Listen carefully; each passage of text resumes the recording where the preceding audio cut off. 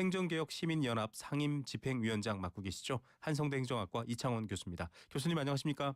네, 안녕하십니까. 네, 이번에 채용비리 피해자 밝혀진 8분 올해 하반기에 드디어 좀 구제를 받게 됐습니다. 어떻게 보십니까?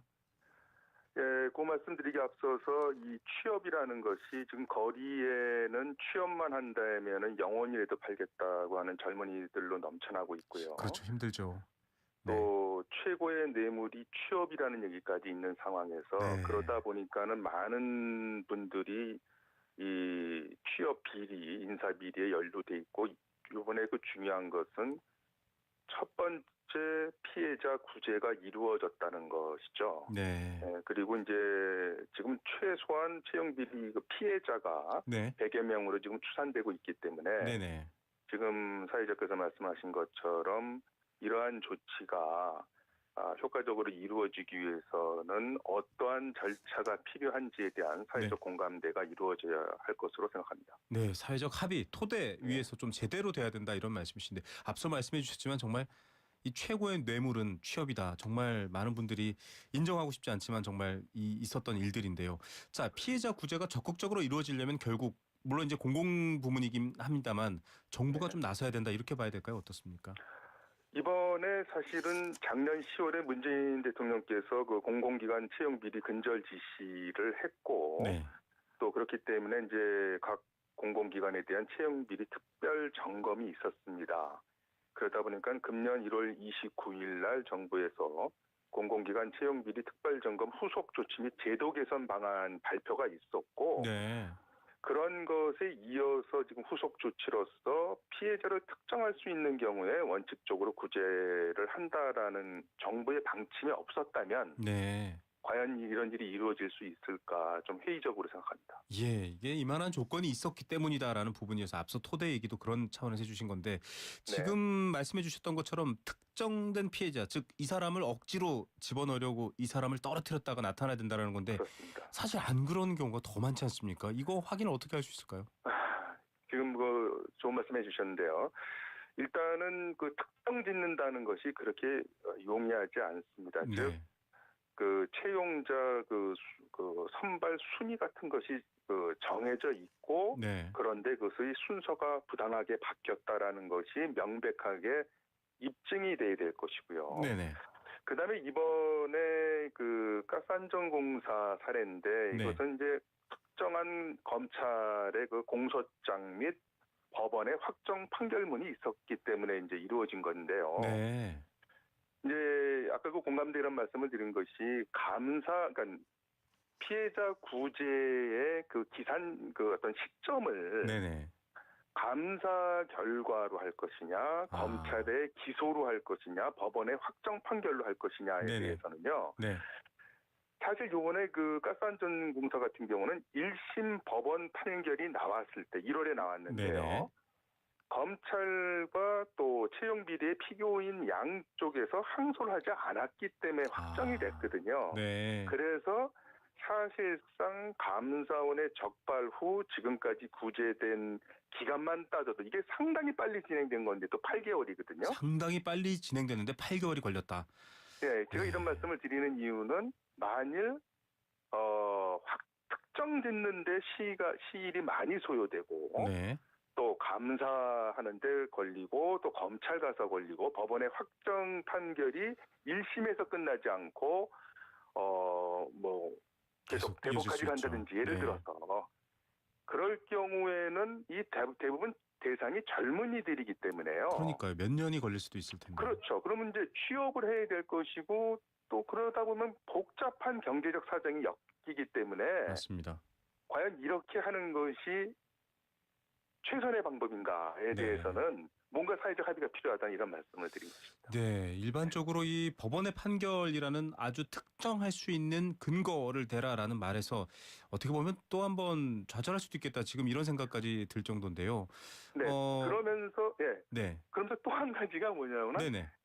당의 기관에서 이런 일이 발생했을 때 지금 이건 진행 중입니다. 많은 기관에서 지금 정부 그렇죠. 지시로 움직이고 있는데 각 공공기관에서 이런 일이 발생했을 때 피해자를 구제해주는 규정을 또 신설할 필요가 있어요. 아, 네. 그렇다면 지금 몇 가지 조건이 지금 이루어지는 것인데 단순히 언론 보도만 볼 것 같으면 뭐 금방 이루어질 될 것 것 같지만 같은데 예, 사실은 아니군요. 그렇게 쉽지 않은 일입니다. 이게. 맞습니다. 자, 채용 과정이 각 기관마다 명문화돼 있고 그런데 또 그분을 다시 들어오려면 또다시 그것도 바꿔야 되고 지금 여러 가지 어려운데 예를 들어보면 지금 많이 이 화제가 되고 이슈가 됐던 거 심지어는 모 검사의 뭐 폭로전까지 이어졌었던 강원랜드의 경우 네. 몇백 명이거든요. 그러면 지원한 네. 사람들까지 포함하면 숫자가 더 커질 수도 있습니다. 이런 네. 경우에는 교수님 어떻게 보십니까? 사실 지금 말씀해 주신 이 조건과 과정만 놓고 보면 불가능하다 이런 생각까지 들 정도거든요. 이제 사실은 문제가 이제 뭐 제보든 뭐 민원이든 뭔가 네. 부정 채용이 발생했을 거라는 것을 수사기관이라든지 감사원이라든지 당의 기관의 주무기관에서 인지해야 될 것이고요. 네네. 그 다음에 감사원에서 감사를 하고 적발됐을 경우에 검찰에 수사를 의뢰를 할 것이고요. 그렇죠. 그런 다음에 검찰에서는 수사한 다음에 그것이 기소의 대상이 되는지 안 되는지 네. 그리고 또 일부는 구속이 되기도 할 것이고요. 네네. 그런 다음에 1심 법원으로 갈 것이고 그런 다음에 확정 판결이 나와서 거기서 끝나면 상관없는데 또 항소라든지 상고 계속 이어지게 되면요. 네. 만일 이 절차를 그대로 밟는다 할 경우에 강원랜드에서는 수년이 걸릴 수도 있을 것으로 네. 생각이 됩니다. 자, 이게 지금 취업을 위한 젊은 분들이 해당됩니다. 이게 몇 년을 기다린다라는 건 사실 다른 문제가 될 것 같습니다. 앞서 말씀하셨지만은 여러 가지 지금 토대와 합의가 바뀌고 이런 좀 새로운 여러 가지 규정들에 대한 합의도 필요하다라고 말씀을 해주셨는데요. 네. 일단은 이런 상황이라고 한다면은 결국은 좀 기관에 따라서 좀 뭐랄까요? 정확한 자료가 남거나 앞서 말씀하신 네. 순위라든지 이렇지 않은 경우들도 있기 때문에 네. 좀 다른 방식의 접근이 필요하지 않을까 이런 생각도 들거든요. 어떻습니까? 그러니까는 저는 이렇게 생각합니다. 뭐 벌써 이제 이제 제도 개선 이런 얘기가 나오는데요. 네네. 우리나라가 그 디지털 최고 강국 아니겠습니까? 그렇죠. 그렇다면은 인사 자료는 영구 보존한다라는 거로 바꿔야 될 것 같아요. 네, 인사기록 영구 보전. 네. 네. 보통 사실상 뭐 3년이다 5년이다 뭐 맞습니다. 차이가 있는 것도 이제 할 것이고 사실 요즘은 디지털 자료라는 건 영구 보존이 가능합니다. 그걸 꼭 그렇죠. 창고에 쌓아둘 필요가 없다는 거 한 가지고요. 또 한 가지는 설사 없어진 자료라 하더라도 뭐 파기했다든지 인사 비리자들은 뭐 파기도 뭐 서슴치 않았겠죠. 네네. 근데 우리나라가 또 디지털 포렌식의 최고 강국 아닙니까? 그렇죠. 그렇다면 네. 다 복구가 가능할 거고, 즉 인사에 관한 한 이러한 채용 비리, 인사 비리가 있을 경우에는 이것은 단순한 관행에 의한 봐주기가 아니라 네. 이거는 범죄다. 아, 네, 그런 공감대가 되면은요 그렇게 쉽게 이 위협에 빠질 것 같지는 않습니다. 예. 사실 이 여러 은행권 채용 비리 같은 경우도 이 프린터에서 출력됐던 자료, 기록 이런 것들 지금 굉장히 근거가 됐습니다. 그래서 네. 교수님 말씀하신 거에 따르면 이거 충분히 근거 찾아내서 할 수 있으니까 조금만 바꾸면 된다 이런 가능성도 말씀해 주셨고요. 지금 네. 어제 최영식 금감원장 사의하면서 저희도 속보를 전해드렸었거든요. 좀 네. 충격이기도 한데 네. 이런 상황입니다. 이런 분들 왜냐하면 사실은 이 채용 비리라는 게 뭐 간단한 부서 내에서 이루어지는 일이 아니라 사실 좀 고위층과 관련이 되어 있거든요. 네. 이런 경우에 조사 같은 것들은 어떻게 이루어져야 될까요? 이게 사실 이런 거죠. 권력을 가진 쪽에서는 가장 유혹에 빠지는 게 인사입니다. 네. 그래서 사실 정치권도 자성을 해야 되는 것이죠. 네네. 뭐냐면은 이건 단순히 하부 공공기관에서 이루어진 청년들을 대상한 입사 수준의 문제가 아니라 네. 위에서 낙하산 인사를 하게 되면요. 네네. 아래쪽에서는요.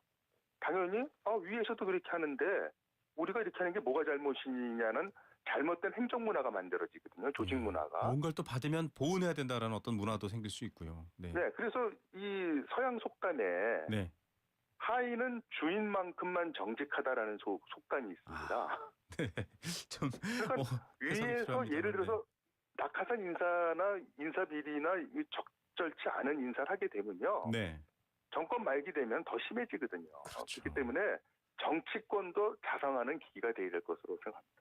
예, 많은 해명에 국민들이 더 더 화가 났었던 이유도 바로 그런 부분일 겁니다. 뭐 네. 관행이다 이런 표현들도 쓰고요. 이걸 안 될 네. 것 같습니다. 앞서 말씀하신 이 디지털을 통한 기록, 쉽게 말해서 잘못을 저지르면 누구든 결국 밝혀지게 된다라는 조건, 네. 그다음에 뭐 블라인드 테스트, 정부에서까지 네. 얘기를 하고 있습니다만 네. 저는 교수님께서 인터뷰 초기에 말씀해주신 토대, 합의 이 말이 네. 굉장히 와닿았습니다. 사실 네. 법보다 무서운 게 그런 국민들의 인식과 문화거든요.